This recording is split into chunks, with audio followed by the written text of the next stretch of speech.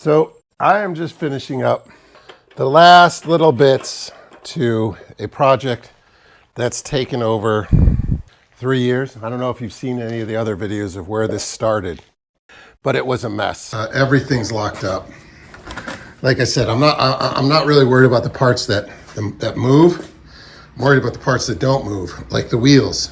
I had to buy another engine, same year engine, from somebody in Virginia and go pick that up. And this is nice. This is nice. And reconstruct it. It had its own problems for sure. One of being, when I got it together, it wouldn't shift properly. Well, I guess I can tell you about it a little better here. What I found was a nice video where this, see that flat end, was actually all the way on the other side.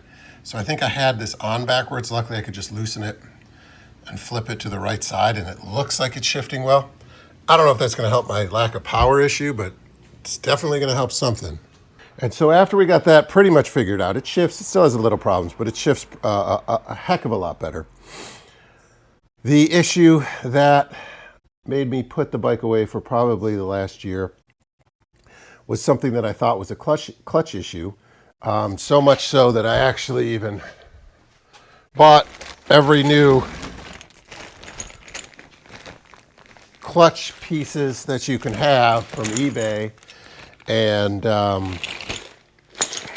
switched it all out, and the exact same problem happened again. So I was on my way to kind of not giving up on the project, but being really, really angry, because have you ever had a situation where you know it should be working and it's not, and it's just driving you crazy on what the issue could be? Well, I was about to ask the internet. I was taking a video, the video you see here, about, hey, does anybody know why this clutch would be failing? And I normally, every time, was sitting down looking here, wondering why the clutch wasn't engaging and why I had no power. When I took a video from the side, see if you can see what's going on, and I saw that the actual chain was loose and it was just slipping. So the clutch was engaging. So my box of new parts was useless, which I'm going to put back up on eBay, by the way.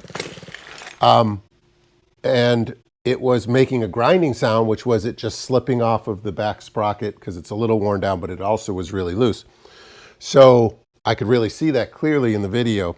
And once I took a link out, tightened it up, fixed all that, I've been fine with that. So those two problems, the gearing and the clutch issue, was solved.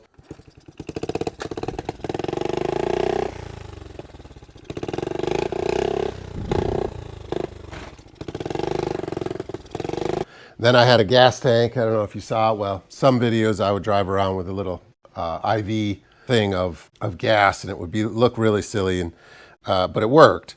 And that's because I had this tank and I thought there was a ton of pinholes in it. Turns out there was only 2. Someone said that they welded it. Well, I tried it. It actually made the holes bigger because it's such thin metal.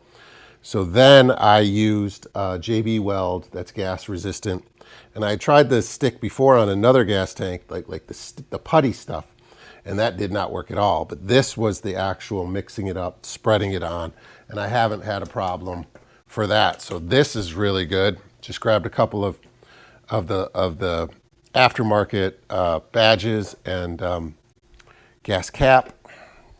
This front end, if you'll notice, is off a QA50 somewhere along the line. It actually replaced the whole front end. I'm sure some kid banged it into a tree or something. So I had to drill the right holes here for the front fender. And I'm all right with it. I think it looks fine, and I'll still be able to kind of fold these down and get it into my car if I wanted to take it somewhere. But you know, this has been a task. I'll ride it around in a little bit, but I just wanted to kind of show you what I've been going through. Regular kickstand from like a little kid's bike, which actually retrofitted. The next video is going to be taking it all apart, sanding everything down, putting a little Bondo where it's needed, and getting it painted correctly. I think I'm going to go yellow and sand this down, get this going. It's not going to be perfect, but it's going to look a heck of a lot better than it does now. Brakes are an issue currently, but those will get fixed too. So it's been a heck of a journey, but it's a Honda, and she will run. So let me show you how it goes.